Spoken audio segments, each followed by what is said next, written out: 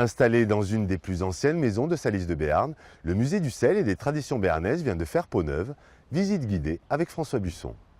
La porte d'entrée de la courette, des fenêtres à meneaux, la maison d'Arémoudine vous raconte aujourd'hui l'histoire du sel à Salis de Béarn. Ce musée a été entièrement revisité par une jeune architecte, Cécile Moisson.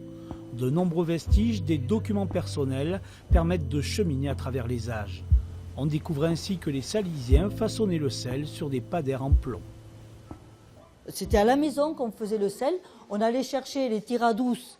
C'était des gens qui allaient récupérer l'eau à la fontaine salée. On mettait des quantités d'eau là qu'on faisait chauffer. On récupérait le sel qu'on mettait à sécher là.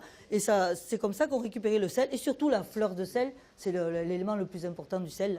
L'association des Amis du Vieux Salis a mis en scène l'histoire de l'exploitation de la fontaine salée. Au XIXe siècle, Salis est aussi devenue une cité thermale courue par les Parisiens. Le développement thermal a été essentiel pour la cité. C'est ça qui a fait le boom de la cité dès qu'on a trouvé que l'eau de Salis contenait des oligo-éléments qui sont bons pour tout. 10 fois plus salée que l'eau de mer, l'eau de Salis était un outil de promotion au siècle dernier. Ainsi, ce monsieur, confortablement installé dans le bassin salé, fume et lit son journal. Curieuse façon, en vérité, d'avoir des nouvelles fraîches. Passionnés par leur histoire, les bénévoles de l'association ont trouvé 220 000 € pour financer ces travaux.